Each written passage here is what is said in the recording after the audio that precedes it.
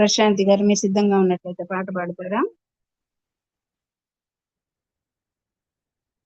Prashanti sister పాట పాడగలరా? Yes sys పాడతాను. Okay, thank you.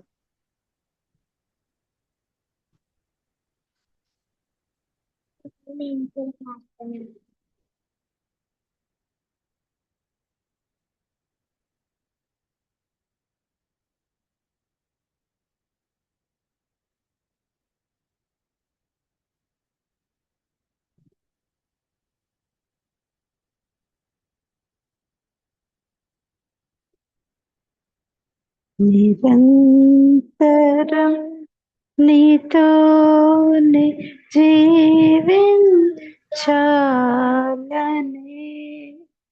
ఆశలన్నీ బ్రతికించుచున్నది. నిరంతరం నీతోనే జీవించాలనే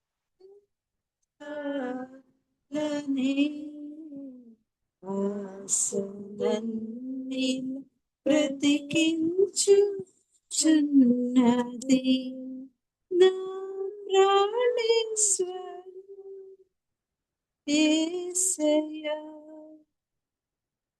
నా సర్వస్వము యేసయ్యా, నిరంతరం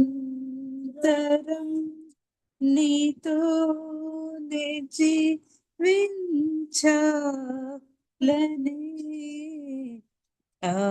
ఆశలన్నీ బ్రతికించుచున్నది. చీకటిలో నేనున్నప్పుడు నీ వెలుగు నాపై ఉదయించెను. చీకటిలో నేనున్నప్పుడు నీ వెలుగు నాపై ఉదయించెను. నీలోనే నేను వెలగాలని, నీ మహిమ నాలో నిలవాలని, నీలోనే నేను వెలగాలని, నీ మహిమ నాలో నిలవాలని పరిశుద్ధాత్మ అభిషేకముతో నన్ను నింపుచున్నావు. నీరాకడకై నిరంతరం నీతోనే జీవించాలనే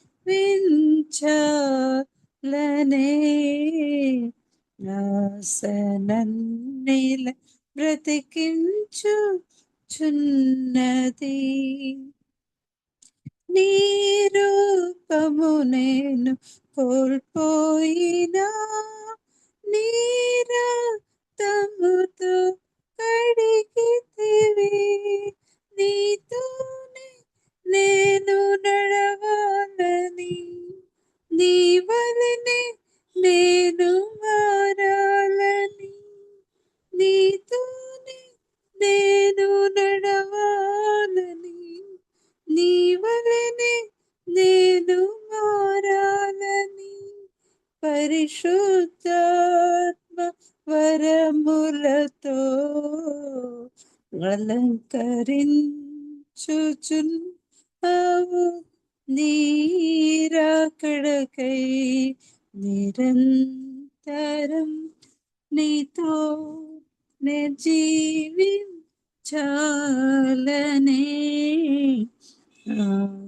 ఆశలన్నీల బ్రతికించుచున్నది. తొలకరి వర్షపు జల్లులలో నీ పొలములోని నాటితివి. తొలకరి వర్షపు జల్లులలో నీ పొలములోని నాటితివి. నీలోనే చిగురించాలని, నీలోనే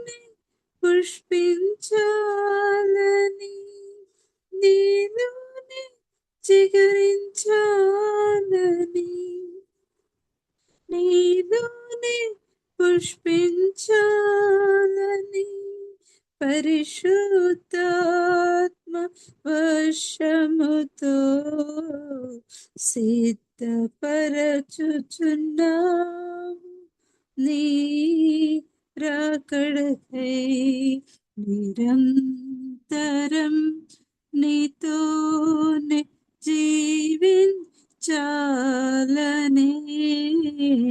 ఆసనన్నిల బ్రతికించుచున్నది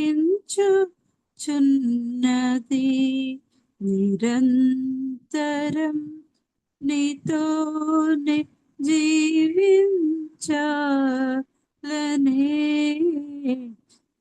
ఆసనన్నిల బ్రతికించుచున్నది నా ప్రాణేశ్వర యేసయ్యా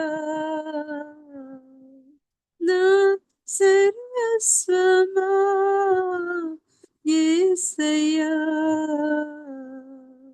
నిరంతరం నీతోనే జీవించాలనే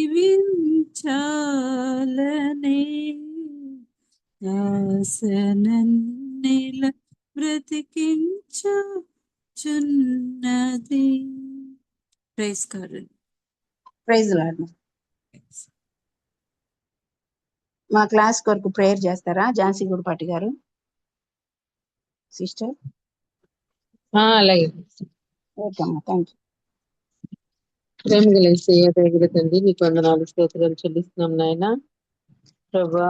మరి ఈ రోజు క్లాస్ లో జాయిన్ అవడానికి కృప చూపించారు నాయన. మరి అదే విధంగా ఆర్థిక రంగంలో గృహ నిర్వాహకత్వం ఎలా కలిగి ఉండాలి అన్న దాని గురించి నీ దాసురాలు ప్రభా డిస్కస్ చేస్తున్నప్పుడు మేము దాన్ని చక్కగా అర్థం చేసుకోవటానికి మాకు నీ యొక్క జ్ఞానాన్ని దయచేయమని వేడుకుంటున్నాం ప్రభా. నాయన అది మా జీవితాల్లో కూడా అప్లై చేసుకోవాలి. మా సంఘాలలో కానీ మా ఫ్యామిలీస్ లో కానీ నైనా మేము అప్లై చేసుకోవాలి. అనేక మందికి ఈ విషయాలు వారితో కూడా మేము చర్చించుకునే విధంగా చక్కగా ప్రభావితపడే వాక్యాన్ని నీ యొక్క ఆత్మ నడిపింపు ద్వారా మాకు అర్థం తెలియజేసి మీ నామానికి మహిమ తెచ్చుకోమని నైనా ఈ సబ్జెక్టులన్నీ ప్రభా నీ జ్ఞానంతోనే మేము నేర్చుకోవాలి. ముందు ప్రభా నిన్ను గుర్చిన జ్ఞానం అసలు నువ్వేంటో ప్రభా మేము తెలుసుకొని ఇతరులకు బోధించడానికి కూడా నాయన మేము దైవికమైన జ్ఞానం కలిగి ఉండటానికి ప్రభా కొన్నిసార్లు మా సొంత జ్ఞానంతో మేము వాటిని ప్రభా అర్థం చేసుకోలేమయ్యా. మరి మీరే మాకు పరిశుద్ధాత్మ సహాయంతో నేర్పించమని మంచి బోధకుడుగా మీరు మా మధ్యలో ఉండి ప్రభా మాకు నేర్పించమని ఈ చిన్న ప్రార్థన ఆలకించండి. మరి ముఖ్యంగా జాయిన్ అవ్వాల్సిన వాళ్ళు కూడా త్వరగా జాయిన్ అవ్వటానికి మీరే సహాయం చేసి నడిపించమని యేసయ్య నామములో అడిగి పెట్టుకుంటున్నాము తండ్రి. Amen. Thank you sister. Pastor Vijay Chand గారు, praise Lord sir. Praise Lord sister. Veda గారు, ప్రైజ్ లార్డ్ అండి. ఈ సమయాన్ని మన అధ్యాపకులు ప్రైజ్ లార్డ్ మన అధ్యాపకులు బాబీ రత్నాకర్ గారికి అందిస్తున్నానండి. Praise Lord sir. Thank you sister. మళ్ళీ అధ్యాపకులు అంటున్నారు, నేను జస్ట్ బ్రదర్ అని అనండి సిస్టర్. నేను అధ్యాపకుని కాదు, మీతో పాటు కలిసి నేర్చుకుంటున్నాను. Thank you sister. అందరికీ మరొకసారి వందనములండి. Praise the lord. మరి వెల్కమ్ అండి. ఇప్పుడు మన మధ్యలో ఉన్న సిస్టర్ యానీ కిరణ్మయి గారు మనల్ని ఈ యొక్క ఫైనాన్షియల్ గృహ నిర్వాహకత్వం, ఫైనాన్షియల్ ఏమంటారు ఆ టాపిక్, దాని గురించి మీరు ఆన్సర్స్ రాశారు కదండి, క్వశ్చన్స్, వాటి ఆ విషయం థ్యాంక్ యూ అక్క. Over to sister Annie Kiran. Screen share చేస్తారు. గుడ్ ఈవినింగ్ అండి అందరికి. లాస్ట్ వీక్ కొన్ని క్వశ్చన్స్ ఇచ్చాను కదా, ఆ క్వశ్చన్స్ చాలా మంది రాసి పంపించారు. అయితే ఆన్సర్స్ ఎలాగా అసెస్ చేయబడతాయి, అసలు ఆన్సర్స్ ఎలా రాయాలి, ఏ క్రైటీరియా మన మైండ్లో పెట్టుకొని రాయాలి అనే విషయం కొంచెం క్లారిటీగా ఇమ్మని అడిగారు. దాని గురించి ఈరోజు డిస్కస్ చేద్దాము.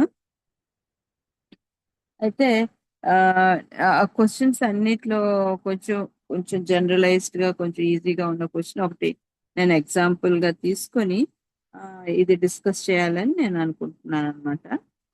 కొంచెం ఇంటరాక్ట్ చేయండి. ఆ, మీరు కూడా ఈ క్వశ్చన్స్ కి ఏ విధంగా చేయాలని ఇస్తే మిగతా వాళ్ళకి కూడా అది హెల్ప్ అవుతుంది అనమాట. సో ఎలాంటి క్రైటీరియా తీసుకుంటారు అంటే ఈ ఆల్గా ఎగ్జామ్స్ రాసేటప్పుడు కొన్ని మార్కర్స్ పెట్టుకుంటారు టీచర్స్ కరెక్ట్ చేసేటప్పుడు. సో అలాంటి మార్కర్స్ అంటే ఈ పాయింట్ రాస్తే ఈ ఆన్సర్లో ఈ పాయింట్ రాస్తే ఇన్ని మార్క్స్ అని కొన్ని మార్కర్స్ ఉంటాయి. సో అలాంటిదే ఈ ఆ, ఈ పాయింట్స్ ఎలా ఇస్తాం అనేది అనమాట. సో ఫస్ట్ ఇక్కడ క్రైటీరియా అని ఉంది. అసలు ఏమేం క్రైటీరియాస్ తీసుకుంటారు, ఏంటి మైండ్లో పెట్టుకొని కరెక్షన్ అంటే మనం ఏది మైండ్లో పెట్టుకొని మనం కూడా రాయాల్సి ఉంటుంది. రెలవెన్స్ అండ్ కంటెంట్ అంటే రెలవెన్స్ అంటే దాంట్లో ఉన్న ఏదైతే మనకు టాపిక్ ఇవ్వబడిందో అంశము దానికి సంబంధించిన క్వశ్చన్స్ ఆన్సర్ ఉండాలన్నమాట. అది relevance and content. And clarity of expression, మనం ఏదన్నా ఆన్సర్ చేసి క్లియర్గా ఉండాలి దా ఆన్సర్, అంటే రౌండ్ ద బుష్ ఉండకుండా కరెక్ట్గా ఉన్న టాపిక్ని కరెక్ట్గా వెళ్ళాలి. నెక్స్ట్ స్పెల్లింగ్ అండ్ గ్రామర్, మనం రాసే అంటే తెలుగు అందరికీ వస్తుంది కాబట్టి మనం మిస్టేక్స్ చేయం కాబట్టి దానికి మనకు ఫుల్ మార్క్స్ పడిపోతాయి.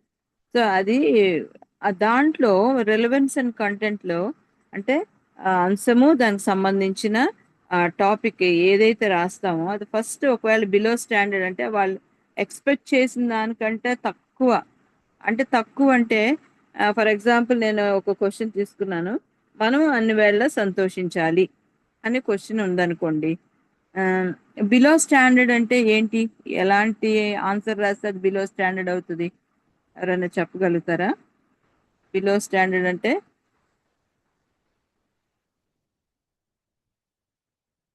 ఓకే, అంటే very brief post containing topic అంటే చాలా తక్కువ అనమాట. ఏదైతే పోస్ట్ చేస్తున్నామో ఏదైతే మనం ఆన్సర్స్ ఇస్తున్నామో చాలా తక్కువగా ఉంటుంది. అది ఎలా తక్కువగా ఉంటుంది అంటే that do not relate to the content. ఏదైతే మనకి టాపిక్ ఇవ్వబడిందో ఏదైతే అంశం ఇవ్వబడిందో ఆ అంశానికి సంబంధించి లేకుండా మనకి ఆ నోటికి ఏదొస్తే అది రాసేయడం. కొన్నిసార్లు చిన్నపిల్లలు ఎగ్జామ్స్ రాసేటప్పుడు వాళ్ళకి ఏం రాలేదనుకోండి, ఏదేదో రాస్తూ ఉంటారు, దానికి అసలు సంబంధమే ఉండదు. వాళ్ళు ఏం రాస్తున్నారో కూడా వాళ్ళకు తెలీదు, చదివే టీచర్కి కూడా తెలీదు. సో దాన్ని ఇర్రెలవెంట్ అనమాట. అంటే దానికి వాళ్ళు ఇచ్చే ఆన్సర్ ఏది కూడా టాపిక్కి సంబంధం ఉండదు, అంశానికి సంబంధం ఉండదు. సో దాన్ని బిలో స్టాండర్డ్ అంటారు. నెక్స్ట్ అప్రోచింగ్ కాంపిటెన్సీ అంటే కొంచెం నైపుణ్యం మనకిచ్చిన టాపిక్కి దానికి కొంచెం మనం యాడ్ ఆన్ చేసుకొని నైపుణ్యానికి దగ్గరగా ఉన్నవి. అంటే అది ఎలాగుంటుంది నైపుణ్యానికి దగ్గరగా అంటే టాపిక్కి అప్పుడప్పుడు కొన్ని పాయింట్సే రిలేట్ అవుతూ ఉంటాయి. ఇచ్చిన ఆన్సర్లోని పాయింట్స్ టాపిక్కి కొన్ని రిలేట్ అవుతూ ఉంటాయి, కొన్ని అసలు సంబంధం లేకుండా ఉంటాయి. అలాగే ఆన్సర్ రాసిన తర్వాత కొంచెం దాని గురించి ఎక్స్ప్లెనేషన్ కానీ దాని గురించి ఇంకా డీప్గా థింకింగ్ ప్రాసెస్ కానీ చాలా తక్కువగా ఉంటుంది. అది అప్రోచింగ్ కాంపిటెన్సీ అంటే కొంచెం నైపుణ్యానికి దగ్గరగా, నైపుణ్యం అంటే మనం చదివిన దానికి దగ్గరగా ఉండేది. నెక్స్ట్ కాంపిటెంట్ అంటే సామర్థ్యం అంటే కొంచెం రెలవెంట్గానే ఉంటుంది, ఆన్సర్ కరెక్ట్ సంబంధంగానే ఉంటుంది. అండ్ ఒక ఆన్సర్ గురించి వేరే వాళ్ళతో మనం డిస్కస్ చేయగలుగుతాం. ఓహో ఈ పాయింట్స్ ఇవి, ఇది దీనికి సంబంధం ఇది అని మనం అన్ని వేళ సంతోషించాలి అన్నప్పుడు ఏ విషయాల్లో సంతోషించాలి, ఏ విషయాల్లో సంతోషించకూడదు అనే విషయాలు మనం డిస్కస్ చేసే విధంగా ఆన్సర్ ఉంటుంది అనమాట. నెక్స్ట్ మాస్టరీ అంటే పర్ఫెక్ట్గా ఆన్సర్ రాయడం అంటే ఏంటి, కంప్లీట్గా టాపిక్ రిలవెంట్గా ఉంటుంది, ఆలోచింపజేసేదిగా ఉంటుంది, దాని గురించి డిస్కస్ చేసే విధంగా ఉంటుంది. అలాగే మనకు ఒక టీచింగ్ ఇచ్చినప్పుడు ఎగ్జాంపుల్స్ కొన్ని వాడుతూ ఉంటారు టీచర్. ఆ ఎగ్జాంపుల్స్ కోట్ చేస్తూ, అదే కాకుండా మన సొంత ఎగ్జాంపుల్స్ కూడా యాడ్ ఆన్ చేసుకుంటూ అప్పుడు ఆన్సర్ కొంచెం ఇంట్రెస్టింగ్గా ఉంటుంది. సో అది మాస్టరీ అంటే పర్ఫెక్ట్ ఆన్సర్ అన్నమాట. సో ఈ మాస్టరీ దానికి 40 to 50 పాయింట్స్ అంటే మనం రాసే ఆన్సర్కి 40 నుంచి 50 పాయింట్స్ ఉంటాయి. అదే కాంపిటెంట్కి అయితే 30 to 39 పాయింట్స్ ఉంటాయి. అలాగే అప్రోచింగ్ కాంపిటెన్సీకి ఏమో 16 to 29 పాయింట్స్ ఉంటాయి. బిలో స్టాండర్డ్ అంటే 15. ఆ 15 పాయింట్స్ 1 to 15 అసలు ఏమి రాయకపోతే 1 మార్క్ రావడం కూడా ఉంటుంది అనమాట. సో అది relevance and content. Next clarity of expression. మనం రాసే ఆన్సర్ క్లారిటీగా ఉందో, మనం ఎక్స్ప్రెస్ చేసిన ఆ టాపిక్ని ఎక్స్ప్రెస్ చేసేటప్పుడు అది క్లారిటీగా ఉందో. Does not express opinions of or ideas clearly. చెప్పిన ఆన్సరు అంటే ఏం అర్థం కాదు, ఆ రాసిన వ్యక్తికి అర్థం కాదు, వాళ్ళు ఏం రాశారో వాళ్ళకే తర్వాత చదువుకుంటే అర్థం కాదు, టీచర్కి కూడా అర్థం కాదు. అది does not express opinions or ideas clearly. Unclear connections to the topic అంటే టాపిక్కి సంబంధం లేనివి రాసినప్పుడు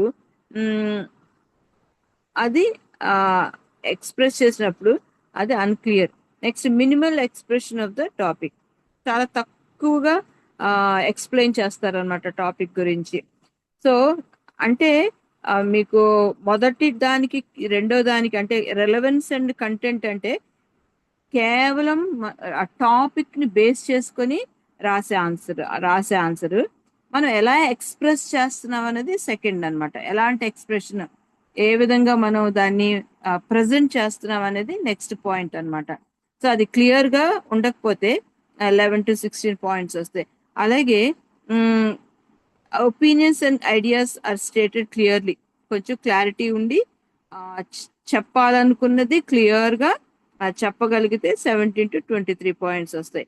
అలాగే 24 to 30 పాయింట్స్ దేనికంటే కంప్లీట్గా క్లియర్గా చదవగానే ఇది టాపిక్, ఈ టాపిక్కి ఈ విధమైన ఎక్స్ప్లెనేషన్ ఇచ్చారు, ఏ విధమైన ఆన్సర్ ఇచ్చారు అని ఆన్సర్ చదవగానే అర్థమైపోద్ది అనమాట. అదే ఒక థాట్ఫుల్ అనాలిసిస్ ఉంటుంది, అంటే ఆలోచింప చేసే విధంగా ఆన్సర్ ఉంటుంది అనమాట.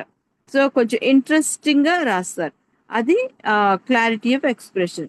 నెక్స్ట్ స్పెల్లింగ్ అండ్ గ్రామర్ అంటే స్పెల్లింగ్స్ చాలా పూర్గా ఉంటాయి. ఇప్పుడు తెలుగులో రాసిన చాలా మంది రాంగ్ స్పెల్లింగ్స్, అసలు రాసే వర్డ్స్ కూడా క్లియర్గా ఉండట్లేదు. సో అది spelling and grammar. Next multiple errors in the spellings and grammar.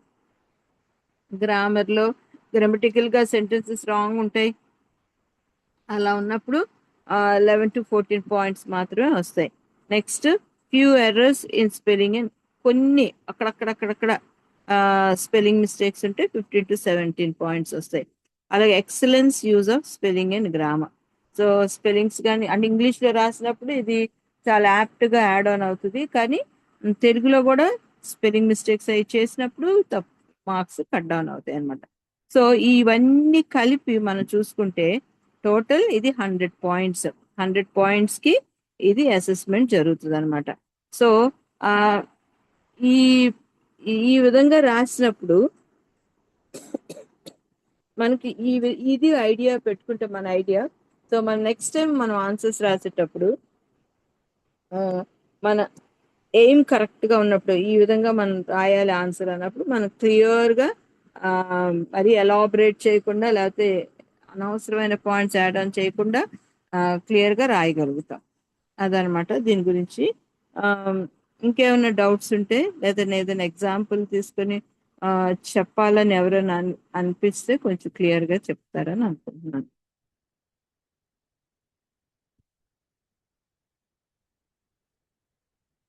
A doubts లేవా మీకు? ఓకే.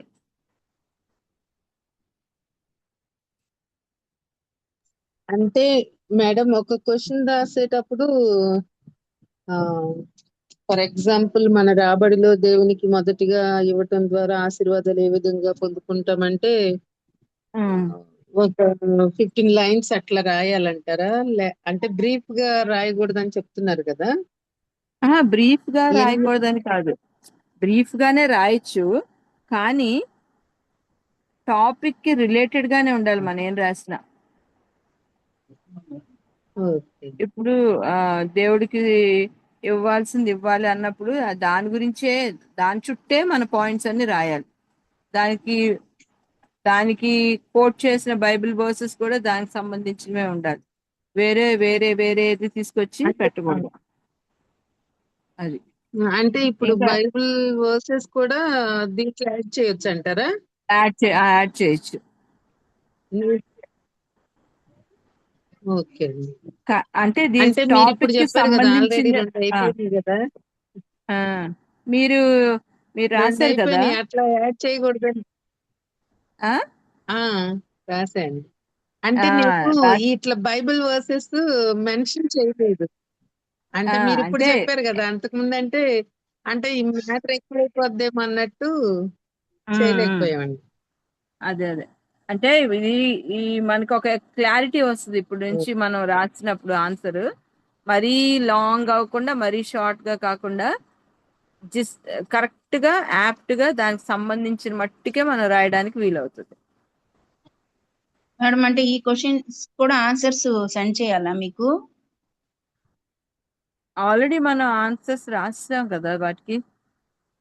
అవి కాదు ఆ, మేడం, ఇప్పుడు 5 క్వశ్చన్స్ ఇచ్చారు కదా, అవి కూడా ఆ, సెండ్ చేయాలా? ఆ, అదే 10 సూత్రాలు, అదే 10 కమాండ్మెంట్స్ మీద క్వశ్చన్స్ ఇచ్చాను కదా. 5 ఇచ్చారు. 5 ఆ 5 ఓకే. ఇప్పుడు ది- ఈ ఈ ఈ ఈ రూల్స్ ప్రకారం రాస్తే ఈజీ అయిపోద్ది. ఓకే. ఓకే. అంటే స్పెల్లింగ్స్ కరెక్ట్ గా ఉన్నాయో లేదో చెక్ చేసుకోవచ్చు. మనం రాసే సెంటెన్స్ క్లియర్ గా మనం ఎక్స్ప్రెస్ చేస్తున్నామా లేదా అని ఉంటది. ఇంకోటి, మనం రాసే ఆ క్వశ్చన్ కి తగ్గ ఆన్సర్ రాసినా, లేకపోతే వేరే ఏదన్నా టాపిక్ కొన్నిసార్లు డైవర్ట్ అయిపోతా ఉంటుంది. అలా డైవర్ట్ అయిపోకుండా ఆ క్వశ్చన్ కి రిలేటెడ్ గానే రాయాలి ఆన్సర్. ఓకే. ఇంకొక చిన్న డౌట్ సిస్టర్, మీరు చెప్పండి. గ్రామటికల్ మిస్టేక్స్ అన్నారు కదా, అది కొంచెం టఫ్ ఏమో అనిపించింది. మీరు ఇంగ్లీష్ లో రాస్తున్నారు కదా. అవును. ఆ, పర్లేదులేండి, మనం చెక్ చేసుకోవచ్చు. Thank you. ఉమ్.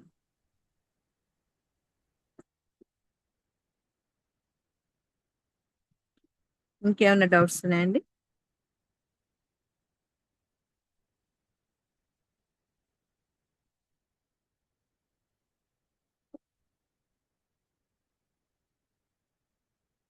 సరేనండి.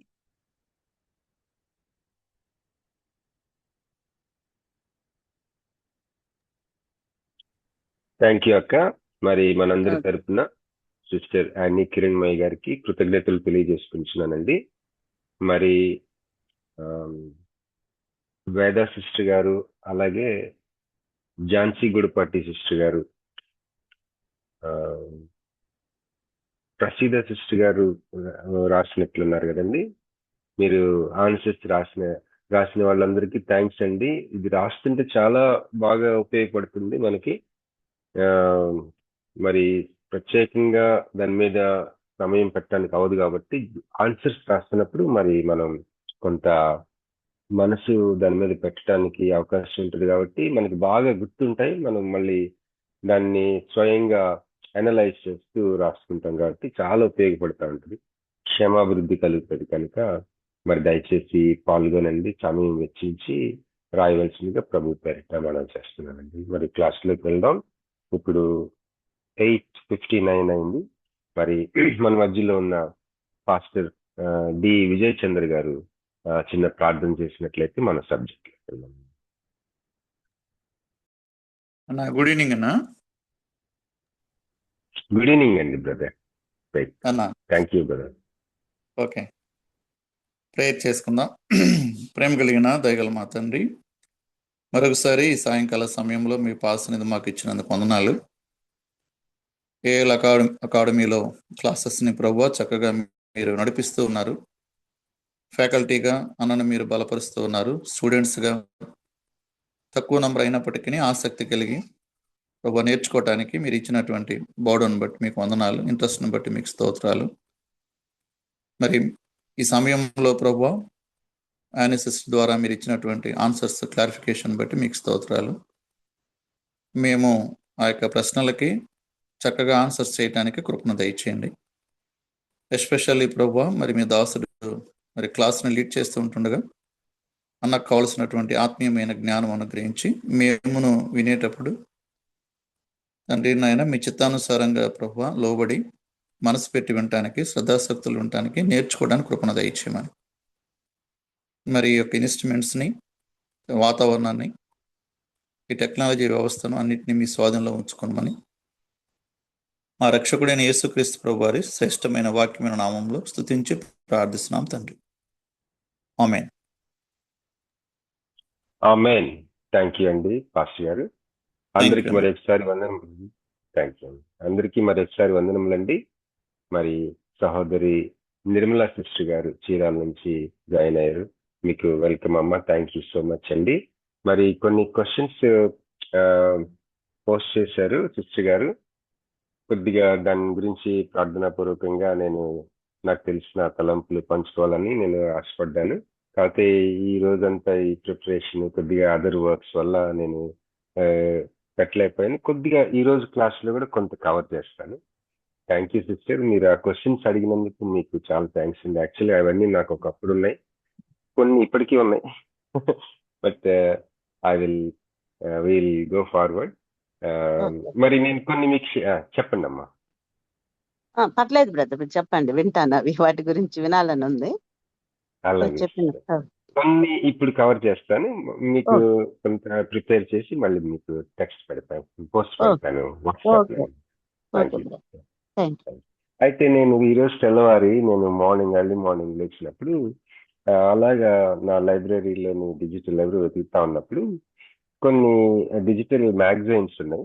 స్కాలర్స్ కి, పాస్టర్స్ కి, లీడర్స్ కి, స్టూడెంట్స్ కి, థియోలాజికల్ స్టూడెంట్స్ కి మాత్రమే సర్క్యులేట్ అయ్యే కొన్ని మ్యాగజైన్స్. ఒక మ్యాగజైన్ లో నాకు ఈ పర్టికులర్ నేను షేర్ చేయబోయే కొన్ని అంశాలు హెర్మెన్యూటిక్స్ మీద ఉన్నాయి. అయితే దీనికి ముందుకు వెళ్ళక ముందు ఒక మాట మీతో చెప్పి నేను ముందుకు వెళ్తాను. ఏంటంటే, నేను థియాలజీ చేసినప్పుడు మాకు ఒక పద్ధతి ఉండేది. ఏంటంటే, lecturers pre recorded videos, classes subject మీద ప్రీ రికార్డెడ్ లెక్చర్స్ మాకు వీడియోస్ పంపించేవారు. అయితే మాకు టెక్స్ట్ బుక్స్, ఇప్పుడు మనకి 2 టెక్స్ట్ బుక్స్ మనం ఫాలో అవుతున్నాం ఈ సబ్జెక్ట్ కి, హెర్మెన్యూటిక్స్. ఒకటి హెర్మెన్యూటిక్స్ ప్రిన్సిపల్స్ అండ్ ప్రాసెసెస్, రెండోది ఎక్సెజెటివ్ ఫాలసీ. ఈ రెండు కూడా మీకు 2 పీపీటీ ఫామ్స్ లో ఆల్టర్నేట్ వీక్స్ షేర్ చేస్తూ వచ్చాను. మనం ఆల్మోస్ట్ సగం వరకు వచ్చాను. అయితే నేను ఆలోచించాను అనమాట, పీపీటీలో అన్ని సబ్జెక్ట్ అంతా కూడా చాప్టర్ వైజ్ లేదా పాయింట్ వైజ్ షేర్ చేయడానికి చూస్తూ ఉంటే సమయం సరిపోతుంది, మనకి తక్కువే కన్వే అవుతుంది. సో నేను నేర్చుకునేటప్పుడు ఒరిజినల్ పద్ధతికి వస్తే బాగుంటుంది అని చెప్పేసి నేనేమనుకున్నానంటే, ఇట్లా వీడియో ప్రీ రికార్డెడ్ కాకుండా ఇలా మనం మంగళవారాలు గురువారాలు కంటిన్యూ అవుతూనే ఈ తెలుగులోకి ట్రాన్స్లేషన్ చేసేస్తున్నాం కంప్లీట్ గా.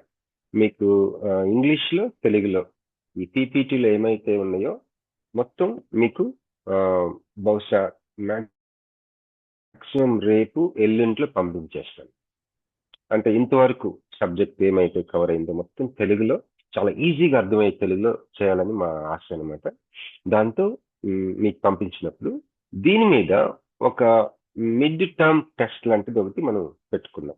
టెస్ట్ అంటే ఏం భయపడద్దండి. మనం టెస్ట్ పెట్టినప్పుడు ఏమవుతుందంటే కొద్దిగా దాని మీద మైండ్ పెడతాం, దానివల్ల చాలా ఉపయోగపడుతుంది మనకి అది. కనుక ఇప్పుడు యానీ అక్క చెప్పినట్లుగా టెస్ట్ ని ఇవాల్యుయేట్ చేసే పద్ధతి చెప్పారు కదా, అట్లానే ఉంటుంది ఆ టెస్ట్ కూడా. మనం రాసే ప్రతి ఆన్సర్స్, అది చిన్న టెస్ట్ అవని పెద్ద టెస్ట్ అవనివ్వండి, ఏ ఆన్సర్స్ అయినా మనం కరెక్ట్ చేసే విధానం, ఇవాల్యుయేట్ చేసే విధానం ఇప్పుడు అక్క చెప్పిన పద్ధతిలోనే ఉంటుంది. సో రానున్న సెషన్స్ లోని కంప్లీట్ గా సబ్జెక్ట్ టెక్స్ట్ బుక్స్ మెటీరియల్ ఇట్లాగా మనం ఈ మంగళ గురువారాల్లో ఇవ్వం. అది ఎలా ఇస్తామంటే వాట్సాప్ రూపంలో మీకు టెక్స్ట్ ఫామ్ లో పంపించేస్తాం. తెలుగులో, ఇంగ్లీష్ తెలుగు రెండిట్లో పంపిస్తాం. అది మీరు ఈజీగా చదువుకోవచ్చు. ఇవి కాకుండా మిగిలినవి మన సబ్జెక్ట్ గురించిన మిగిలిన అంశాలు ఇలాంటి మంగళ గురువారాల్లో చెప్తూ సబ్జెక్ట్ గురించిన ఓవరాల్ పాయింట్స్ హైలైట్స్ చెప్పడం అనమాట. అప్పుడు మనకి చాలా ఈజీగా అయిపోతుంది, టైం కూడా బాగా కలిసి వస్తుంది. ఇట్లా అని అనిపించింది. Thank God for the start, ఇది బంచ్ స్టార్ట్ అని అనిపించింది. సో ఈరోజు హెర్మన్యూటిక్స్ గురించి కొన్ని అంశాలు ఆ యొక్క మ్యాగజైన్ లో ఉన్నవి మీతో పంచుకుంటాను. ఓకే, దీని టైటిల్ హ్యూమిలిటీ అండ్ కమిట్మెంట్, అంటే దీన మనస్సు సమర్పణ. ఈ యొక్క ఆధునిక హెర్మన్యూటిక్స్ కి మనము హెర్మన్యూటిక్స్ అంటే మనకు తెలుసు కదా, వాక్యాన్ని అర్థం చేసుకునే పద్ధతి. మనకు వాక్యం అర్థం చేసుకుంటాం అనేది మనం చేయటం. వాక్యం అర్థం చేసుకునే ఇప్పుడు ఫర్ ఎగ్జాంపుల్ ఏదైనా వాక్య భాగాన్ని అర్థం చేసుకుంటున్నప్పుడు ఈ వాక్య భాగానికి ఇది అర్థం అని మనం అంటం అనేది ఎక్సజెసిస్ అని, వాక్యాన్ని సంగ్రహించుకోవడం. అలాగే ఎలాగా ఆ అర్థాన్ని సంగ్రహించుకున్నారు, ఆ ఎలాగా ఏ పద్ధతులు అనేది హెర్మన్యూటిక్స్. ఆ పద్ధతులు, ఆ యొక్క విధానాలు, ఏ పద్ధతి ఏ విధానం వాడి ఆ వాక్యం అర్థాన్ని గ్రహించుకున్నారు అన్నది మన సబ్జెక్ట్ హెర్మన్యూటిక్స్. ఈ యొక్క హెర్మన్యూటిక్స్ అప్రోచ్, ఈ హెర్మన్యూటిక్స్, ఈ వాక్యం అర్థం చెప్పు ఈ యొక్క శాస్త్రాన్ని మనం ఏ విధంగా అప్రోచ్ అవ్వాలంటే, ఈ ఆర్టికల్ ఆయన రాసిన రచయిత కమిట్మెంట్ తోటి, అసలు పట్టువదలని విక్రమార్కుడు అంటారు చూసారా, ఆ టైప్ లో అర్థం రాబట్టుకునేంత వరకు కూడా పట్టు వదలకుండా కమిట్మెంట్ తోటి, అలాగే మరి ప్రభువు మాత్రమే మనకు అనుగ్రహించాలి అన్న దీన మనసుతోటి, ఈ రెండు విషయాలు చాలా అవసరం అని చెప్పి ఈ ఆర్టికల్ రాశాడు. ఆయన పేరు విన్ఫ్రైడ్ కార్డ్వాన్. ఆయన assistant professor in the department of religion at Tyler University, USA. ఆయన ఏమన్నారంటే, హెర్మన్యూటిక్స్ అని అంటే study of how we come to know what a text means. మరి ఏదైనా పాఠ్యభాగము అసలు దాని అర్థం ఏంటి అన్నది మనం how we come to know, ఎలాగా దీని అర్థం తెలుసుకున్నాం, దీని అర్థం ఏంటని కాదు, దీని అర్థం ఇది అని ఎలా తెలుసుకున్నాం, అది హెర్మన్యూటిక్స్. ఓకే, ఇప్పుడు ఇన్ని రకాలైన అంతరాలు, ఇంత థియరీస్ ఇంత ఉంటే అసలు నేను ఎట్లా అర్థం చేసుకోగలను అని ఒక ప్రశ్న రావడానికి అవకాశం. కానీ దీనికి other side of the coin, నాణ్యానికి మరోవైపు ఏంటంటే, మరి ఇన్ని రకాలైన రిమార్కబుల్ ఫ్యాకల్టీస్ ఉంటాయి, ఎన్ని రకాలైన మనకి ఏమంటారు వనరులుంటే, మరి how anyone can miss the meaning of any text. మరి ఈ యొక్క చదవబడుతున్న వాక్య భాగం యొక్క మీనింగ్ ని మనం ఎలా మిస్ అవ్వగలం, అనేక రకాలైన వనరులు ఉన్నాయి అని మరి యొక్క సైడ్.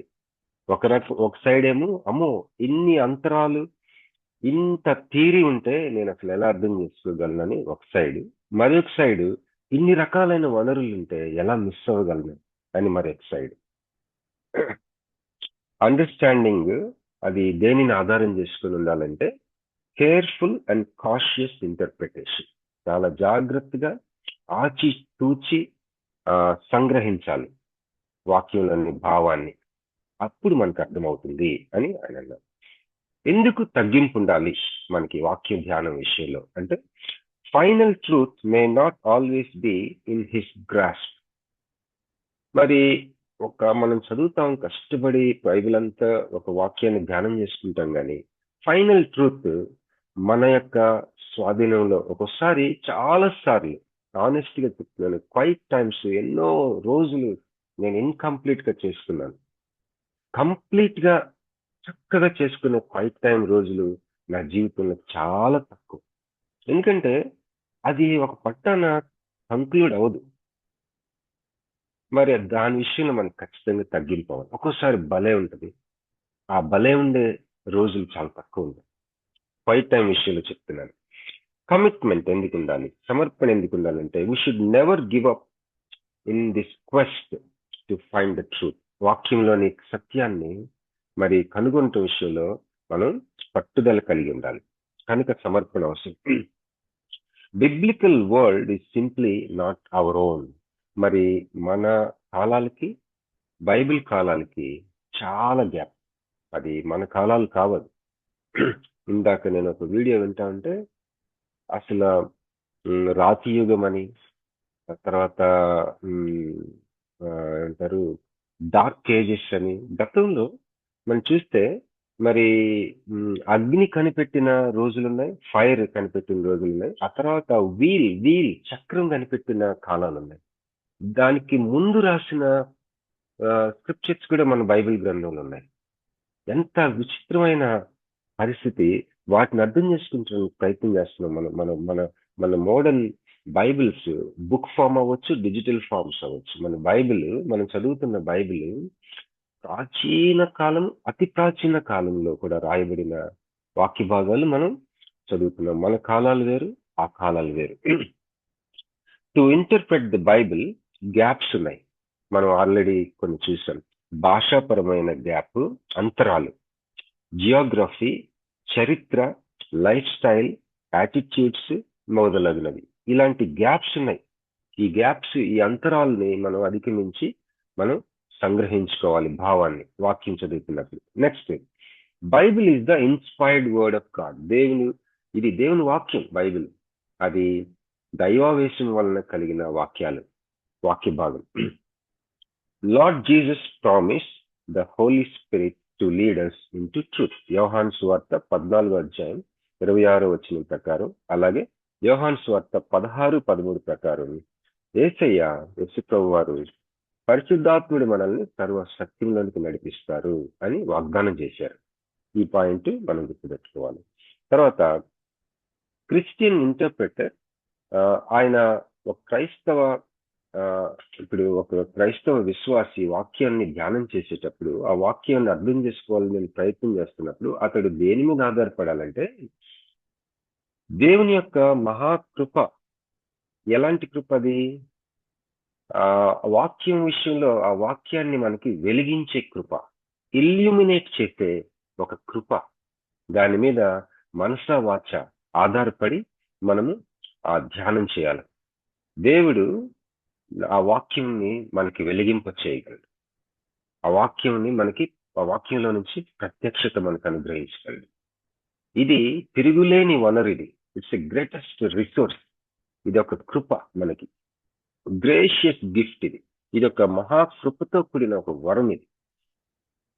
సో మరి మనం ఇంటర్ప్రెట్ చేసేటప్పుడు, భావాన్ని సంగ్రహించుకునేటప్పుడు, అర్థాన్ని సంగ్రహించుకునేటప్పుడు, ఎక్సిజెట్ చేసేటప్పుడు, అంటే బయటికి లాక్కునేటప్పుడు, ఈ యొక్క రిసోర్స్ ఏంటి? Resource Holy Spirit illuminates. పరిశుద్ధాత్మ దేవుడు మనం చదువుతున్న వాక్య భాగంలోని వెలుగుని మనకి వెలిగింప చేయగలడు. వాక్యంలో ఉంటుంది కదా, నీకు వెలుగు వచ్చి ఉన్నది, లెమ్ము తేజరిల్లును అని. ఇలాంటి మాటలు ఎఫెసీ పత్రిక 5వ అధ్యాయంలో ఉంది. క్రీస్తుని మీద ప్రకాశించును అని. క్రీస్తుని మీద ప్రకాశించును.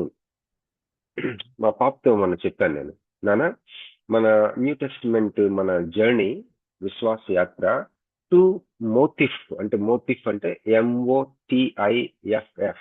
మోటిఫ్ అంటే పద్ధతులు. ఒకటి ప్రామిస్ ల్యాండ్ టైప్, రెండోది విల్డర్నెస్ టైప్. నువ్వు ఎప్పుడైతే సువార్త కేంద్రీకృత లైఫ్ మనకు ఉంటుందో, మనం బోర్న్ అగైన్ ఎక్స్పీరియన్స్ అయినప్పుడు ఎట్లా ఉండేవాళ్ళం, అలాగే మనకు కానీ మన లైఫ్ ఉంటే, సువార్త ప్రభువుతోటి తాజా రిలేషన్షిప్, ఆయనతోటి నిజమైన వ్యక్తిగత సంబంధం ఈ రోజు ఉంటే అది వాగ్దాన భూమి. లేదు కొద్దిగా దూరంగా ఉంటే అది విల్డర్నెస్. రెండిట్లో మిరకల్స్ జరుగుతాయి. ఏ మిరకల్ ఎప్పుడు జరుగుతుందో మనం అంచనా వేసుకోవాలా. మరి అంత ఈజీగా విల్డర్నెస్ ఇవ్వడు దేవుడు, కానీ చాలా చాలా కాలం మనం కానీ దేవుడికి దూరంగా ఉంటే సువార్త విషయంలో మరి ఆ విషయాలు మరి ప్రభు కొద్దిగా విల్డర్నెస్ కి అప్సెప్టానికి అవకాశం ఉంది. మరీ లోకంలోకి వెళ్ళిపోము, అలాగని దేవునిలో హ్యాపీగా ఉండవు, రక్షణానందం కలిగి ఉండవు, అట్ ది సేమ్ టైం లోకంలోకి వెళ్ళం. ఇలాంటి పరిస్థితుల్లో మిరకిల్స్ కూడా జరుగుతాయి. మరి అలాంటి ఒక పద్ధతి, ఒక జర్నీ ఉంటది నాన్న. మరి అలాగే స్వార్థకి బాగా నిజంగా yes I have a live connection with Jesus today అన్న ఎక్స్పీరియన్స్, శిరస్సుని హత్తుకొని జీవించే ఎక్స్పీరియన్స్ నీకుంటే అది ప్రామిస్డ్ ల్యాండ్ లో ఉన్న ఒక లైఫ్ స్టైల్ అవుతుంది అని చెప్పడం జరిగింది. సో క్రీస్తు నీ మీద ప్రకాశించును అన్నమాట. ఇది మన వాక్యం చదువుతున్నప్పుడు పరిశుద్ధాత్మ దేవుడు వెలిగించగలడు. ఇల్యూమినేషన్ అంటే, ఇల్యూమినేట్ అంటే దాంట్లో నుంచి అదే వెలుగు ప్రకాశించడం. అలాగ నిన్ను చేయగలడు ఆ వాక్యం చదువుతున్నప్పుడు, ఆ వాక్యంలో నుంచి.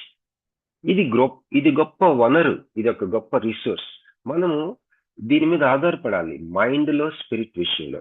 అయితే కొన్ని ప్రాబ్లమ్స్ ఉన్నాయి, కొన్ని అంశాలు ఉన్నాయి, సవాళ్ళు ఉన్నాయి. అవి మనం చూద్దాం. ఈ యొక్క ఆర్టికల్ బాగా ఎక్స్ప్లెయిన్ చేశాడు. Holy Spirit's work of disclosure is not divorced from human task of interpretation.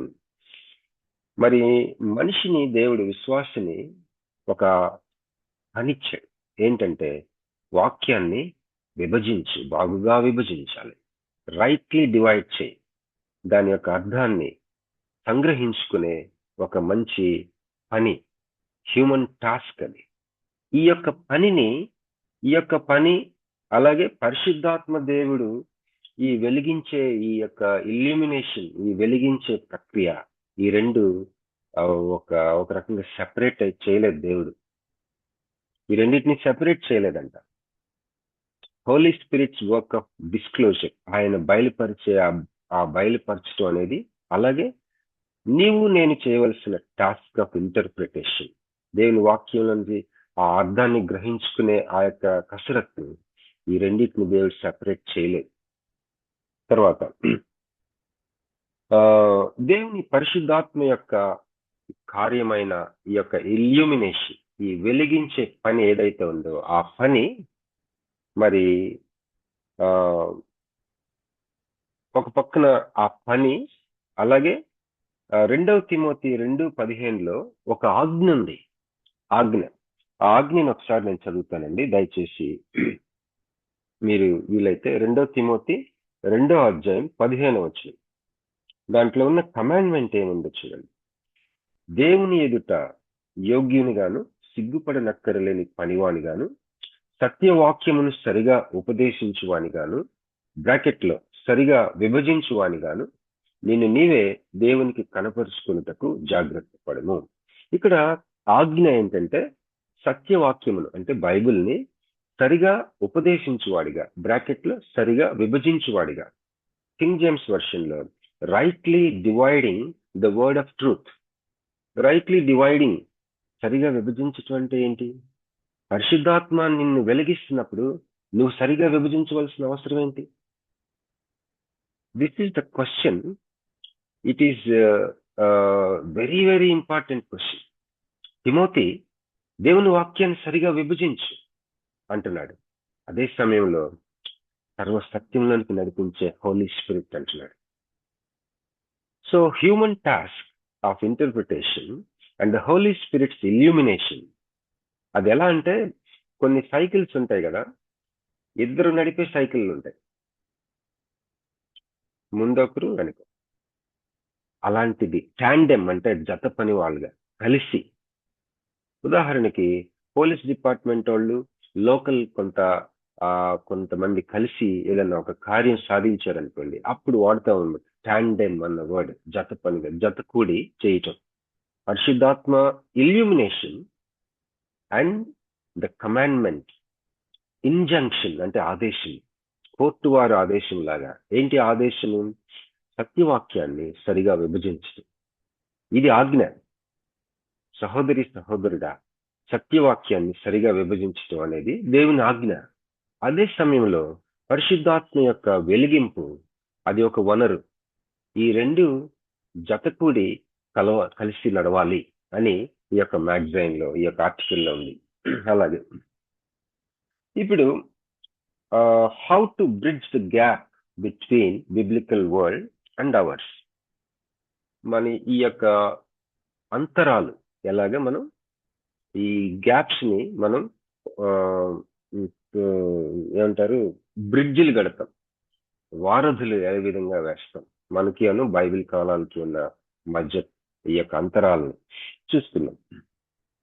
హెర్మెన్యూటిక్స్ project అంటే ఏంటంటే దేవుని యొక్క వాక్య భాగము, దాని రచయిత ఒక ప్రక్కన, మరో ప్రక్కన చదువరి ధ్యానం చేసే వ్యక్తి మరి ఒక ప్రక్కన, వీళ్ళిద్దరూ దేవుని వాక్యము రచయిత ఒక ప్రక్కన, చదివే మనం ఒక ప్రక్కన, మనకి వాళ్ళకి మధ్య జరిగే ఈ రెండిటికి మధ్య జరిగే ఒక ఇంటర్చేంజ్, ఎక్స్చేంజ్ కాదు, ఇంటర్చేంజ్, పరస్పరం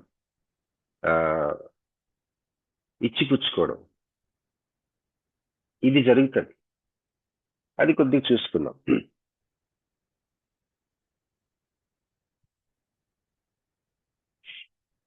మరి దేవుని లేఖనాలు they are not culture free. మీరు మరి జాగ్రత్తగా వింటున్నారో లేదు, ఒకసారి కొద్ది కాన్సన్ట్రేట్ చేయండి అని నేను ప్రభు పేరిట మనం చేస్తున్నానండి. It's not culture free. దేవుని యొక్క లేఖనము సంస్కృతి లేనిది కాదు. It's not culture free. Anything written by humans is a product of culture, at least in it's medium. మనిషి అంటూ రాసింది ఏదైనా ఉంటే అది ఖచ్చితంగా సంస్కృతికి చెందిన ఒక ప్రోడక్ట్. అది అతని సంస్కృతికి, అతని కాలానికి చెందిన సంస్కృతికి చెందిన ఒక రచన. అది ఏ మనిషి రాసినా సరే అది అది ఆ యొక్క సంస్కృతిని కనపరిచే రచన. అది అట్లీస్ట్ మీడియం, ఆ జాన్రా, శైలి, రైటింగ్ స్టైల్ అవ్వచ్చు. For example romance writing style question and ఆన్సర్గా ఉంది. అట్లన రాదు. కృప అధికంగా ఉంటే పాపం చేయడమా, కృప ఉందని పాపం చేయడమా, అట్లన రాదు. అని క్వశ్చన్ వేసుకొని మళ్ళీ దానికి ఎక్స్ప్లెయిన్ చేస్తాం. అదేవిధంగా మరి పర్సనల్ లెటర్ రాశాడు ఫిలెమోన్కి, ఫిలెమోన్ పత్రిక. మరి ప్రకటన గ్రంథం చూస్తే దాని శైలి, దాని రైటింగ్ స్టైల్ వేరు. దీని వలె అపాకలిప్టిక్ అంటాం కదా, దీని వలె, దాని వలె, దీని ఇట్లా దానికి లాగా ఉంది, ఎలా చెప్పాలో తెలియట్లేదు ఆయనకి. మ్యాగ్నిఫిషియంట్ విజన్ చూస్తున్నాడు, వర్డ్స్ లో చెప్పడం భలే కష్టం. అది కనుక దీని వలె మరి దాని వలె ఉందని అట్లా. సో అదొక టైప్. దానియేలు కూడా అదే టైప్ కొద్దిగా. ఎహెజ్కేల్ కూడా.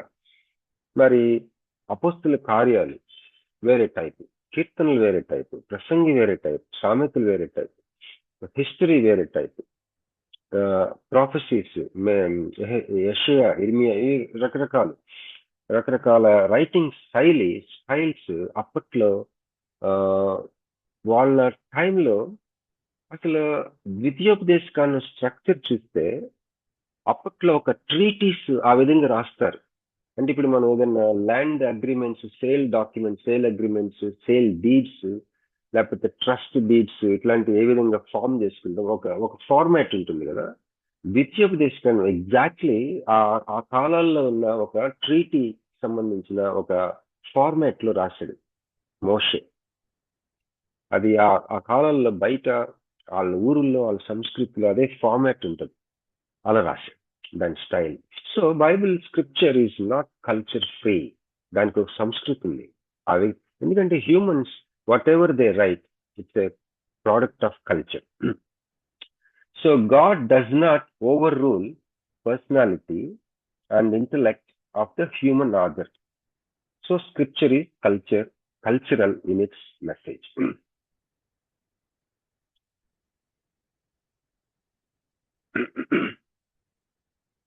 తర్వాత ఇక్కడ ఇంకొక విషయం మనం గమనించాలి.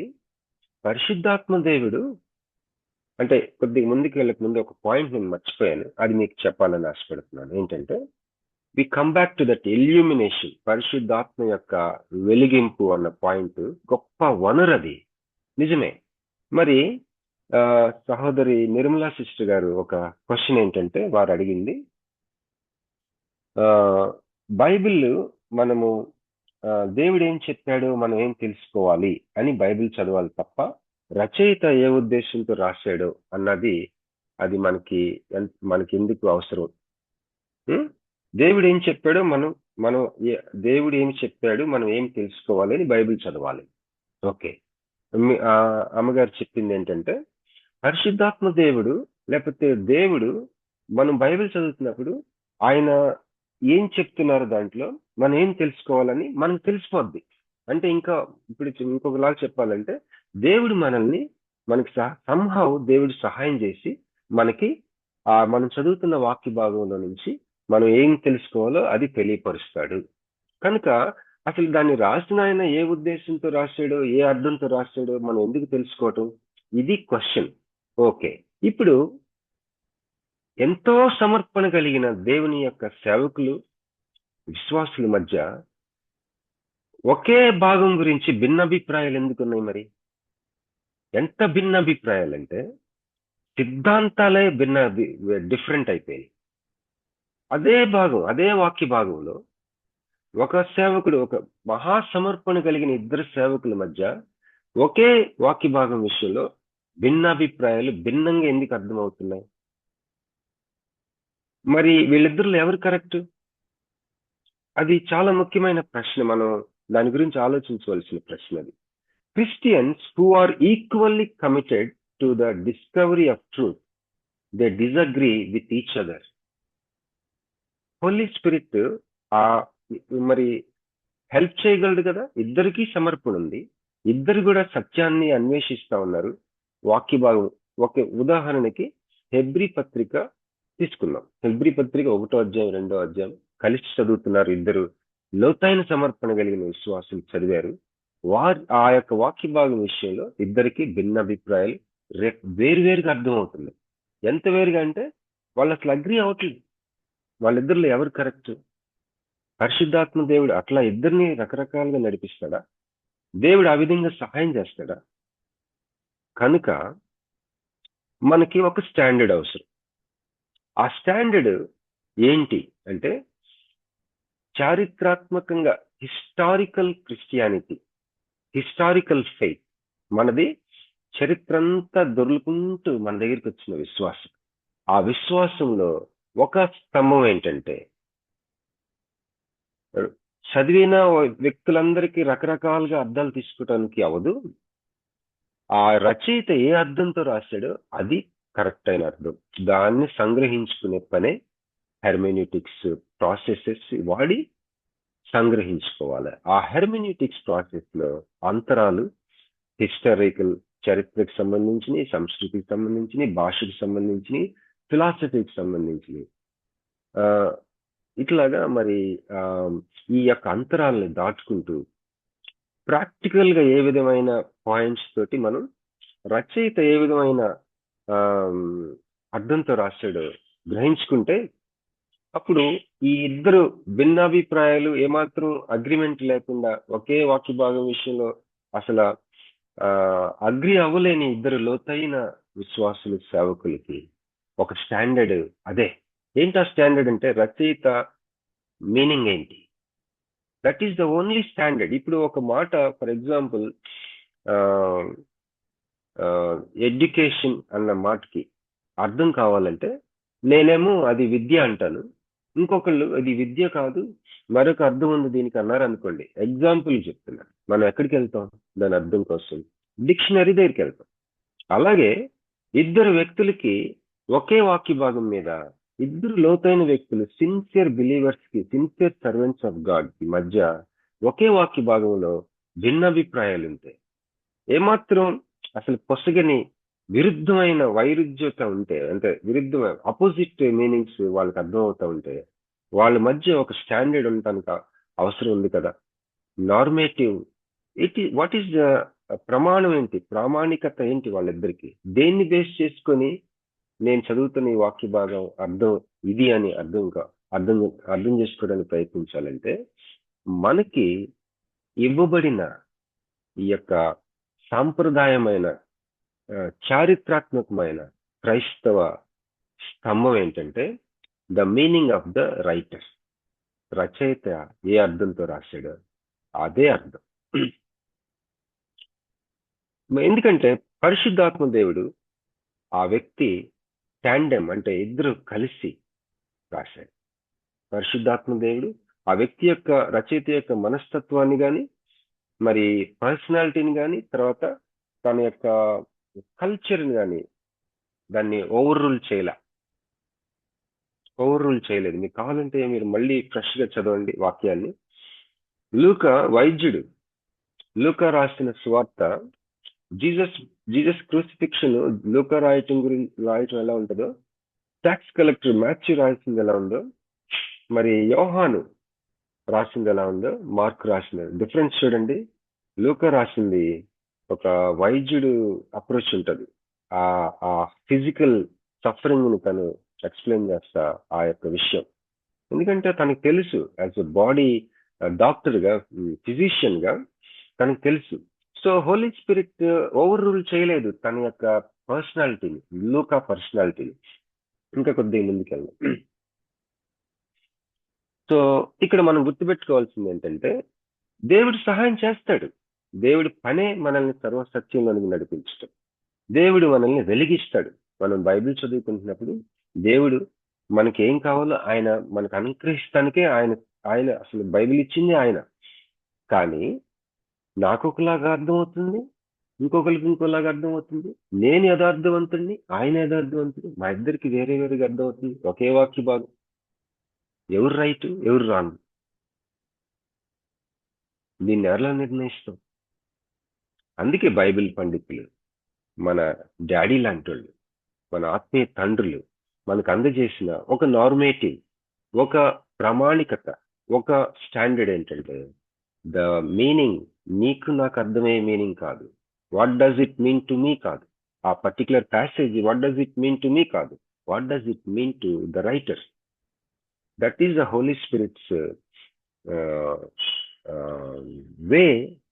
యాక్చువల్లీ మోషేకి 10 ఆజ్ఞలు he wrote on his own, finger తో రాసిచ్చిన రాతి ఫలక. బట్ మన చేతిలో ఉన్న బైబిల్ 40 రైటర్స్ వాళ్ళ సొంత చేతులతో రాశారు. దైవావేశం వలన రాయబడిన లేఖనములు, దైవావేశం పొంది రాసిన రచయితలు. ద వెరీ వర్డ్స్ మనం చదువుతున్న మాటలు దైవావేశం వలన కలిగినది. అవి రాయబడిన రచయితలు దైవావేశం వలన రాశారు. ఇద్దరు, ఈ రెండు ఎలిమెంట్స్, వర్డ్స్, రైటర్, దైవావేశం, ఇన్స్పిరేషన్, వాళ్ళు ఇన్స్పైర్ అయ్యి రాశారు. ఓకే, ముందుకు వెళ్దామండి. So Bible is not culture free. Bible ఒక సంస్కృతి లేనిది కాదు. అయితే జాగ్రత్తగా మనం రెండో పాయింట్ చూద్దాం. Scripture is not cost in the terms of universal culture. ఏదో ఈ యొక్క విశ్వం అంతటికి సంబంధించిన ఒక కల్చర్ తో రాయలేదు, కానీ బైబిల్ ఒక పర్టికులర్ కల్చర్ ని మనకి అందచేయడానికి ప్రయత్నం చేస్తూ మన సమస్త భూలోకంలో ఉన్న అనేకమైన సంస్కృతుల్ని అది బైబిల్ యొక్క కల్చర్ కి సరిపోయేటట్టు చేసుకోమని అడుగుతూ ఉంది. బైబిల్ కల్చర్, ఈ కల్చర్ ఎక్కడి నుంచి వచ్చింది? హ్యూమన్స్ ని దేవుడు, ఫర్ ఎగ్జాంపుల్ ఇస్రాయేలీలు ఎక్కడి నుంచో ఫామ్ అయిపోయిన దేశానికి వాళ్ళకి ఫస్ట్ లా ఇచ్చాడు, తర్వాత వర్షిప్ ప్యాటర్న్ ఇచ్చాడు. ఒక కల్చర్ పుట్టుకొచ్చింది. ఆ కల్చర్ ద్వారా ఈ లోకమంతటిని వెలిగించడానికి మరి ఒక ఒక ఒక స్టాండర్డ్ అది కల్చర్. ఇక్కడ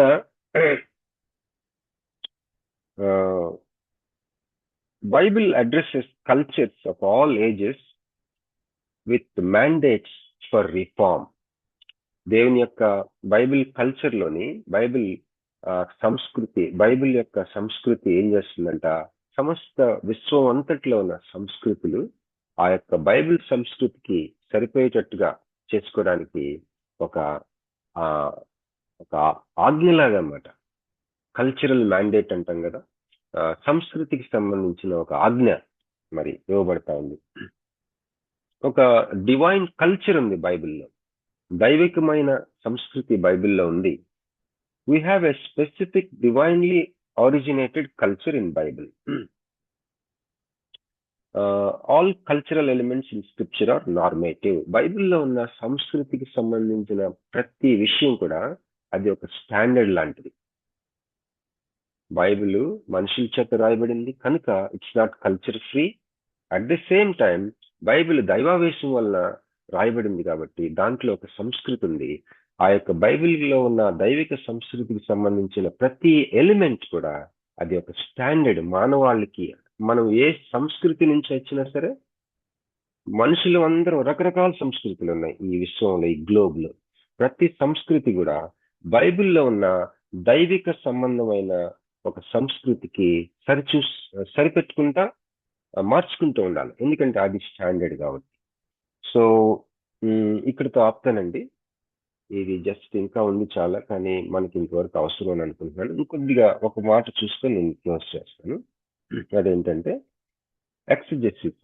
ఎక్సిజెటికల్ ఫాలసిస్ బుక్ లో మనము కొన్నిసారి వర్డ్స్ గురించి చూసాం. వర్డ్స్ విషయంలో మరి అగాపే అని, తర్వాత అపోస్తలుడు వర్డ్స్, ఇట్లా కొన్ని ఫాలసిస్ అంటే తప్పిదాలు, పొరపాట్లు, ఏమంటారు భ్రమలు ఏ విధంగా ఉంటాయి. ఉదాహరణకి అపోస్తలుడు అంటే అర్థం ఏంటి? పంపబడిన వాడు, the one who sent or messenger. ఒక మెసేజ్ తో పంపబడిన వాడు అని అసలైన అర్థం. మెసెంజర్ మెసేజ్ కలిగిన సేవకుడు, అంతేగాని జస్ట్ పంపబడినాడు కాదు. పంపబడిన వాళ్ళలో మెసేజ్ ఉండకపోతే అతను అపోస్తలుడు అవడు. అపోస్తలుడు అనగా messenger. Messenger is the person who has message, అది అర్థం. అలాగే అగాపే, అగాపే అన్న అది మనం అగాపే అనగానే దైవికమైన ప్రేమ అని చెప్పేసి అంటాం, కానీ అగాపే ఆ ప్రేమ వర్డ్ మరి తామార్ని రేప్ చేస్తాడు తన హాఫ్ బ్రదర్, అక్కడ కూడా వాడారు అగాపే అన్న వర్డ్. సో పొట్టి వర్డ్ వరకు మనం ఆ మీనింగ్ ని, రూట్ మీనింగ్ చూసుకుంటే చాలా కష్టం, అసలు ఆయన అర్థం రాబట్టుకోలేం.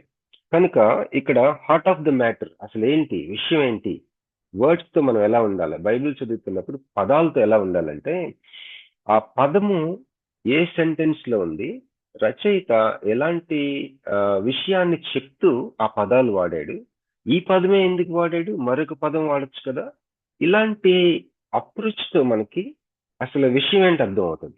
అంతేగాని ఒక్క పదం మాత్రమే ఉండి దాని మూల పదాలు, దాని మూల అర్థం చేసుకోవడానికి ప్రయత్నం చేస్తే అసలైన అర్థం మిస్ అవుతాం. కనుక ఇక్కడ ఏమన్నారంటే ఈ యొక్క కార్సన్ గారు, ఆ టెక్స్ట్ బుక్ రాసిన ఆయన డిఏ కార్సన్ గారు, many teachers and Bible teachers they know Greek only well enough to use concordances or perhaps a little more. చాలా మంది దేవుని సేవకులకి, బైబిల్ టీచర్స్ కి, ప్రీచర్స్ కి చాలా తక్కువ గ్రీక్ వచ్చట. ఎంతవరకు వచ్చంటే కాన్కార్డెన్సెస్ అంటే ఈ మాట ఇక్కడుంది, మరొక చోటు కూడా ఉంది, మరొక చోటు కూడా ఉంది బైబిల్లో అని చెప్పగలిగినంత వరకు వచ్చు, ఇంకా కొద్దిగా వచ్చేమో. దీనికి సొల్యూషన్ ఏంటంటే బాగా గ్రీక్ నేర్చుకోవడమే. అది చేయడానికి టైం ఉండదు కనుక అక్కడిక్కడ చూసి ఆ మూల పదాలు వాడేసి కొద్దిగా రక్తి కట్టించడానికి చూస్తుంటారు. దానివల్ల ఎక్కువ ప్రయోజనం ఉండదు. కనుక పదాలు, వర్డ్స్ విషయంలో మనం ఎలా ఉండాలి అంటే సొల్యూషన్ ఏంటి, దీనికి హార్ట్ ఆఫ్ ద మ్యాటర్ ఏంటంటే, పదాలకి మనం అనుకున్న దానికంటే ఎక్కువ మీనింగ్ ఉంటుంది ఒక్కోసారి. ఎట్లా అంటే ఆ ఏ వాక్యంలో ఆ పదాలు వాడారో, ఏమి చెప్తూ వాడారో, ఏ సందర్భంలో వాడారో, ఆ యొక్క డిస్క్లోజర్ అంటే ఆ రచయిత ఒక ప్రవాహంగా చెప్తా ఉంటాడు ఒక విషయం. ఆ యొక్క ప్రవాహంలో, ఆ యొక్క ఫ్లోలో ఆయన కొన్ని వర్డ్స్ వాడుతూ ఉన్నాడు. ఆ వర్డ్స్ ని ఏ ఫ్లోలో వాడుతూ ఉన్నాడు, ఆ సందర్భం అంతటిని కానీ మనం కానీ అవగాహన దాని మీద పట్టు సాధిస్తే అప్పుడు మనకి యాక్చువల్గా అర్థమవుతుంది. అంతేగాని ఒక్కొక్క పదం దాని మూల అర్థాలు తీసుకుంటాం అనేది మనకి పని అవ్వదు, భావం మనం సంపాదించుకోలేము. ఇది మరి మనం గుర్తుపెట్టుకుందామండి. ఇంకొకటి ఏంటంటే లాస్ట్ టైం నేను చెప్పాను కదా, దేవుని వాక్యంలో మరి ఒక మాట మనం చూసుకున్నాం ఏంటంటే టు నో అని. నోయింగ్ అనుభవ జ్ఞానం, లేకపోతే జ్ఞానము అనుభవ జ్ఞానం. మరి చాలా మంది ఈ యొక్క రకరకాలైన పద్ధతులు, ఉదాహరణకి మన హెర్మెన్యూటిక్స్ అంటున్నాము, ఈ యొక్క అంతరాలన్నిటినీ లేకపోతే ఈ యొక్క నియమాలన్నిటినీ పాటించినప్పుడు దాన్ని కరెక్ట్ గా అర్థం చేసుకోవడానికి అవకాశం ఉంది కదా. మరి యాక్చువల్గా దేవుని వాక్యంలో ఉన్న ప్రత్యక్షత ఆ వ్యక్తికి రావటం లేదు. వస్తుందా అంటే, ఇక్కడ దేవుని వాక్యంలో ఉన్న గొప్పతనం ఏంటంటే చదివే ప్రతి ఒక్కరికి కూడా అది ఆ వ్యక్తికి దేవుడు ఆ వాక్యంలోని సత్యాన్ని ఇవ్వాలని దాన్ని అందుబాటులో ఉంచుతాడంట. ప్రతి భాగం బైబిల్ తీసిన ప్రతి వ్యక్తికి ఎవరైనా ఆ భాగంలో నుంచి తనని వెలిగించడానికి ఆయన సిద్ధంగా ఉంటాడంట. కానీ వచ్చిన విషయం ఏంటంటే అక్కడ వెలిగించడానికి సిద్ధంగా ఉన్న వాక్యం లేక కాదు, వెలిగించబడటానికి ఇష్టం లేని హృదయంతో చదువుతున్నాం. ఇది ప్రాబ్లం. ఈ ఫ్యాక్టర్ మనం మర్చిపోకూడదు. ఇదే గ్రేటెస్ట్ రిసోర్స్ మనకి, హోలీ స్పిరిట్స్ ఇల్యూమినేషన్. కానీ Holy Spirit's illumination is not without human task of interpretation. ఎందుకు హ్యూమన్ టాస్క్ ఆఫ్ ఇంటర్ప్రిటేషన్ మనకి దేవుడు తీసేయకుండా ఉన్నాడు? దేవుడు తిమోతికి పౌలు ద్వారా ఆజ్ఞయిస్తున్నాడు, నా కుమారుడైన తిమోతి, నువ్వు సేవకుడివి, నువ్వేం చేయాలంటే you should rightly divide the word of truth, సత్యవాక్యమును సరిగా విభజించాలి. అంటే ఏంటి? What does it mean? ఏం మాట్లాడుతున్నాడు పౌలు తిమోతితో? సరిగా విభజించటం అంటే ఆల్రెడీ విభజించింది కదా అధ్యాయాలుగా. మరి కొన్ని స్టడీ బైబిల్స్ లో ప్యాసేజ్ కి సబ్ హెడ్డింగ్స్ కూడా ఉంటాయి. NIV బైబిల్ తీసుకుంటే దానికి సబ్ హెడ్డింగ్స్ కూడా ఉంటాయి. ఈరోజు బైబిల్లో మనకి అధ్యాయ నంబర్స్, వచనాలు నంబర్స్ ఉన్నాయి. ఒకప్పుడు అట్లా లేవంట ఫస్ట్ లో, కానీ అధ్యాయాలుగా వచనాలుగా విభజించబడింది. మరి పౌలు తిమోతితో చెప్తున్నది ఇలాంటి విభజన చేయమనా? అధ్యాయాలుగా పారాగ్రాఫులుగా విభజన చేయమనా? అలా పౌలు తిమోతితో ఏం చెప్తున్నాడంటే సత్యవాక్యాన్ని అన్న మాట వాడాడు. వర్డ్ ఆఫ్ ట్రూత్, ఈ సత్యవాక్యాన్ని సరిగా విభజించు. You cowork with the Holy Spirit's illumination. Your task of interpretation should cowork with that greatest resource. ఏంటది? The Holy Spirit's illumination.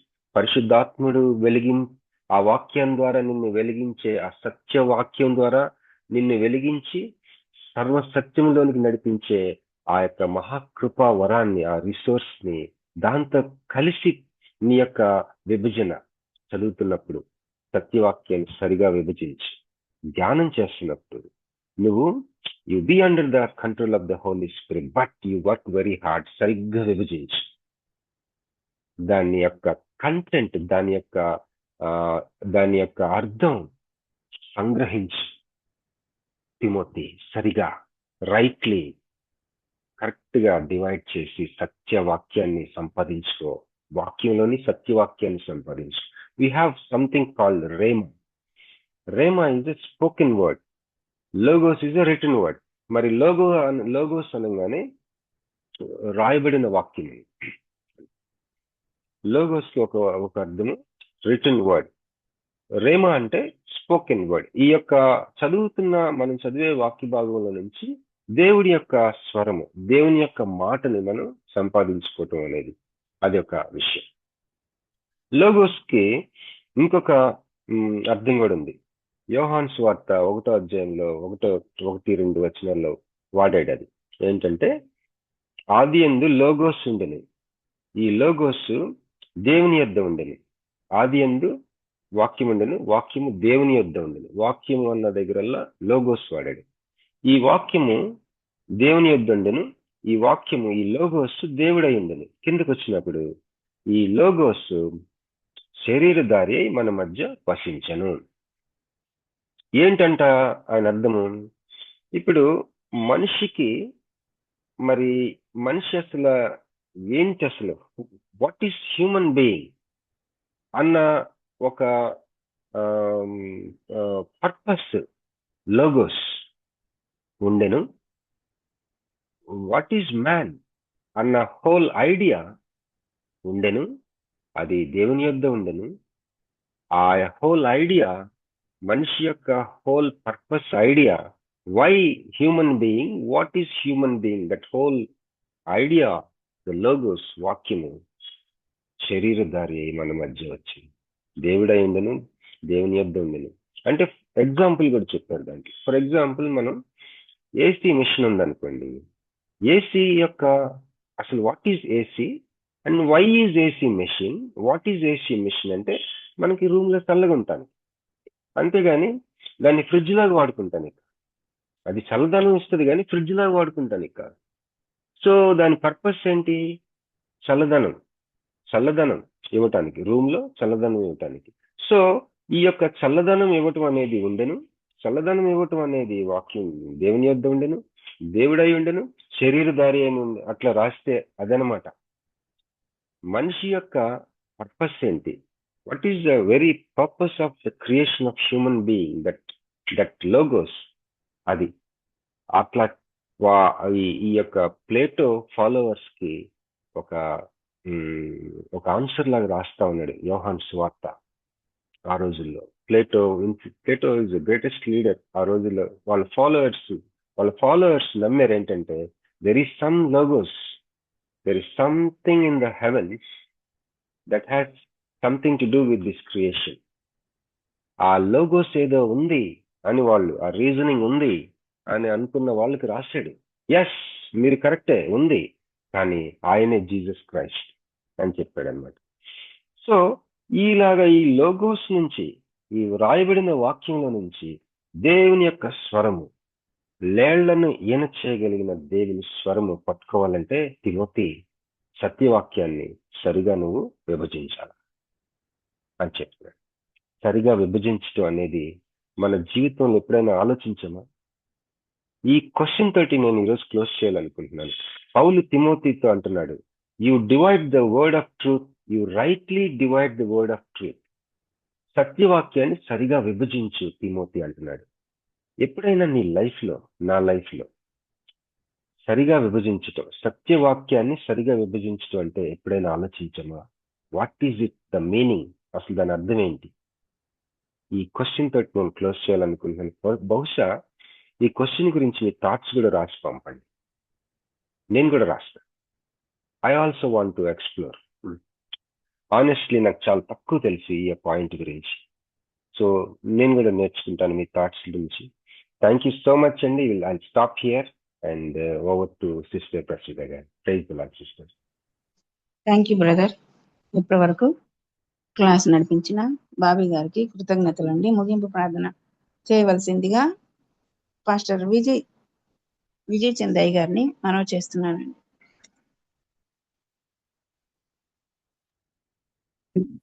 ప్రార్థన చేసుకుందాం. దయాళువు అయిన తండ్రి, మీ ప్రేమ కలిగిన, కృప కలిగిన నామానికి వందనాలు, స్తోత్రాలు. ఈ సాయంకాల సమయంలో మరి క్లాస్లో మీరు ఇచ్చినటువంటి నడిపింపు కొరకే మీకు స్తోత్రాలు. వ్యాపారంలో మీరు బలపరిచారు తండ్రి, అన్నకు మీరు ఇచ్చిన జ్ఞానాన్ని బట్టి వందనాలు. మరి ఈరోజు క్లాసులో భాగంగా తండ్రి, మీరు మమ్మల్ని వెలిగించడానికి ఎప్పుడు సిద్ధంగానే ఉన్నారని, అయితే మేమే వెలిగించబడటానికి సంసిద్ధులుగా లేము అన్న విషయాన్ని సుస్పష్టంగా మాకు తెలియచేశారు. ఆ విషయంలో మేము తండ్రి నేను మా లోపాన్ని, మా బలహీనతను ఒప్పుకుంటూ ఉన్నాం. లోగోసును గురించినటువంటి, రేమాను గురించినటువంటి క్లారిటీని, అగాపే, అపోస్తలుడు అనేటువంటి పదాలను గురించిన విశ్లేషణను, చక్కని విషయాలు ప్రభువా మరి మరలా మాకు జ్ఞాపకానికి తీసుకుని వస్తున్నారు. గతంలో మాకు అర్థం కాని విషయాల్ని మరొకసారి పరిశుద్ధాత్మ దేవుని యొక్క నడిపింపులో ఈ విధంగా క్లాసుల ద్వారా, మీ దాసుల ద్వారా ప్రార్థనాపూర్వకంగా సిద్ధపడి నాయన మీ చిత్తంలో, మీ నడిపింపులో, మీ ఉద్దేశాన్ని మాకు అందుతుండగా మరి మేము చక్కగా అర్థం చేసుకోవటానికి మాకు జ్ఞానాన్ని బయలుపరచమని ప్రార్థన చేస్తూ ఉన్నాం.